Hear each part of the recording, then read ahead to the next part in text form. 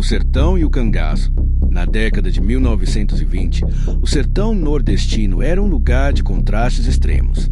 A seca castigava a terra, a miséria era generalizada e o poder estava concentrado nas mãos de coronéis. Grandes latifundiários que controlavam a vida política e social da região. Nesse cenário de desigualdade, o cangaço emergiu como um fenômeno social complexo. Os cangaceiros, como Lampião, eram ao mesmo tempo bandidos, figuras quase míticas que desafiavam a ordem estabelecida, vingavam injustiças e, ao mesmo tempo, espalhavam terror com sua violência. Lampião, ou Virgulino Ferreira da Silva, já era uma lenda viva em 1927. Com seu chapéu de couro adornado com estrelas e fitas, óculos redondos, que usava por causa de problemas de visão, e um arsenal de armas que incluía rifles, revólveres e punhais, ele comandava um bando de homens e mulheres que viviam em constante movimento pelo sertão. Seu grupo era conhecido pela astúcia. Eles conheciam cada trilha, cada esconderijo e usavam a caatinga como aliada para emboscadas e fugas. Lampião era temido, mas também admirado por muitos sertanejos, que viam nele um símbolo de resistência contra os coronéis e o governo, que pouco fazia pela população. A chegada a Mossoró, um plano audacioso. Em meados de 1927, Lampião e seu bando estavam percorrendo o Rio Grande do Norte, uma região que ele já conhecia bem. Depois de saquear vilarejos menores e enfrentar algumas volantes, forças policiais enviadas para capturá-lo, Lampião decidiu mirar um alvo maior, a cidade de Mossoró, a segunda mais importante do estado na época. Mossoró era um centro comercial próspero, conhecido pelo comércio de sal e algodão, e Lampião sabia que a cidade tinha dinheiro guardado em seus bancos e comércios. Além disso, atacar uma cidade grande seria uma demonstração de poder, algo que reforçaria sua fama de rei do cangaço. O bando de Lampião, que contava com cerca de 50 cangaceiros, incluindo homens como Sabino, Jararaca e seu irmão Antônio Ferreira, estava bem armado e confiante. Eles usavam roupas típicas do cangaço, chapéu de couro com abas largas, lenços coloridos no pescoço, bornais, bolsas de couro, cheios de munição e cartucheiras cruzadas no peito. Muitos deles carregavam facões e punhais, além de rifles Mauser, que eram armas modernas para a época. Lampião, como sempre, liderava com autoridade, planejando cada detalhe do ataque.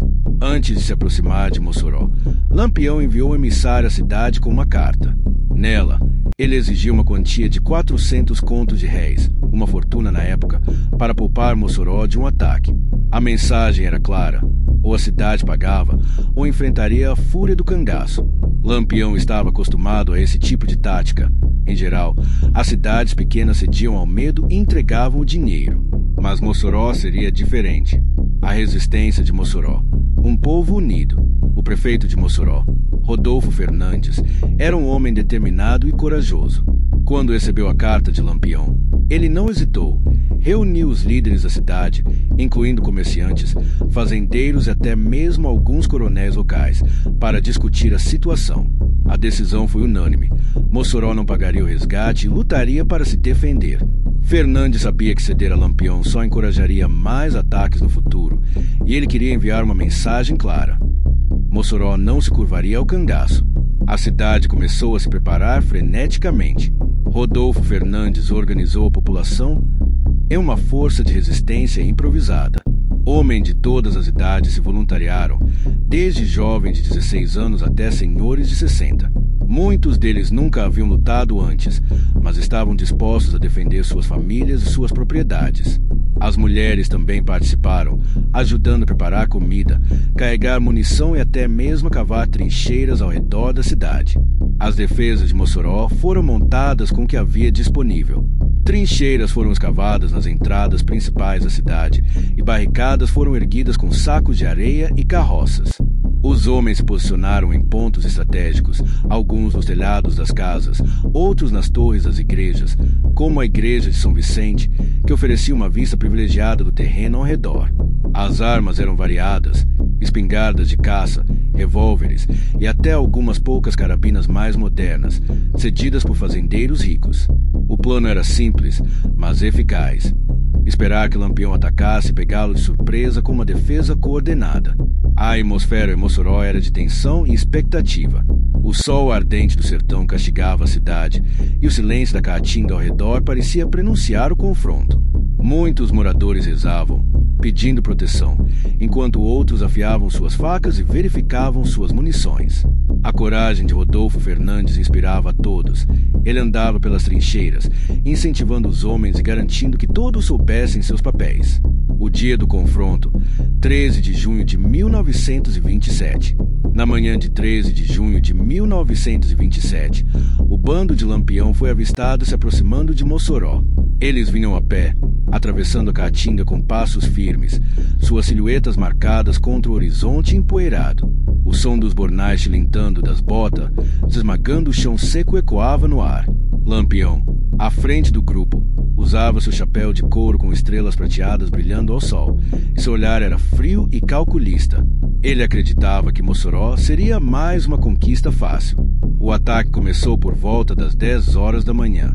Os cangaceiros avançaram em direção à cidade, divididos em pequenos grupos para cobrir mais terreno. Eles gritavam e disparavam tiros para o alto, uma tática comum para intimidar os moradores, se forçar uma rendição rápida. Mas, em vez de pânico, encontraram resistência. Assim que os cangaceiros entraram no alcance das trincheiras, uma saraivada de tiros ecoou pela cidade. Os defensores de Mossoró, escondidos atrás das barricadas e nos telhados, abriram fogo com precisão surpreendente. Lampião, que estava acostumado a enfrentar volantes mal preparadas, percebeu rapidamente que a situação era diferente. Os tiros vinham de todos os lados e seus homens começaram a cair. Um dos primeiros a ser atingido foi Jararaca, um cangaceiro conhecido por sua crueldade. Ele foi baleado na perna e caiu, gritando de dor, enquanto tentava se arrastar para a cobertura da caatinga. Outro cangaceiro, Colchete, também foi morto nos primeiros minutos do combate, com um tiro certeiro vindo de um atirador posicionado na torre da igreja. O irmão de Lampião, Antônio Ferreira, também foi ferido. Um tiro acertou seu ombro, e ele foi rapidamente arrastado para trás por outros cangaceiros. Lampião, vendo seus homens em desvantagem, tentou reorganizar o ataque. Ele gritava ordens, apontando para os pontos onde os tiros eram mais intensos, e ordenou que seus homens usassem a vegetação rasteira como cobertura. Mas a defesa de Mossoró era implacável. Os moradores, motivados pela liderança de Rodolfo Fernandes, não davam trégua. Até mesmo os mais inexperientes atiravam com determinação, sabendo que estavam lutando por suas vidas. O combate durou cerca de 2 horas, com momentos de intensidade brutal. O cheiro de pólvora pairava no ar, misturado ao calor sufocante do sertão. Grito de guerra dos cangaceiros se misturavam aos berros de comando dos defensores. Lampião, percebendo que não conseguiria romper as defesas de Mossoró, tomou uma decisão rara em sua carreira. Ordenou a retirada. Seus homens, carregando os feridos e deixando os mortos para trás, recuaram para a caatinga, desaparecendo entre os arbustos espinhosos. As consequências, uma vitória histórica. A vitória de Mossoró foi um marco na história do cangaço.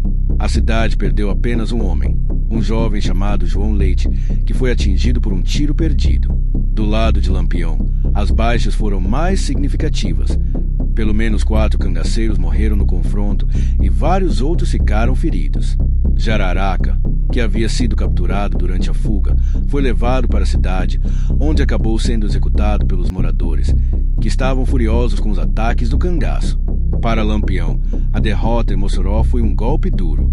Ele não estava acostumado a recuar, e o fracasso abalou sua aura de invencibilidade.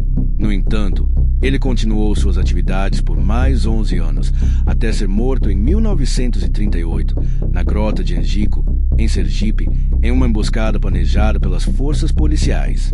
Mossoró, por outro lado, celebrou a vitória com orgulho. A resistência da cidade se tornou um símbolo de coragem e união, e até hoje o dia 13 de junho é lembrado como um momento histórico. A igreja de São Vicente, que serviu como ponto de defesa, ainda guarda marcas de balas daquele dia, e a história é contada com orgulho pelos moradores. O legado de Lampião e o confronto. Esse episódio mostra a complexidade de Lampião como figura histórica. Ele era um homem cruel, responsável por inúmeros assassinatos e saques, mas também era um estrategista brilhante, que sobreviveu por mais de 2 décadas em um ambiente hostil. Para muitos sertanejos, ele representava uma forma de justiça, uma resposta à opressão dos coronéis e à negligência do governo. Para outros, como os moradores de Mossoró, ele era uma ameaça que precisava ser enfrentada. A história de Lampião em Mossoró é um exemplo perfeito da dualidade do cangaço, um movimento que misturava banditismo, vingança e resistência social. É também uma prova da força das comunidades sertanejas que, mesmo em condições adversas, encontravam formas de se unir e lutar por sua sobrevivência.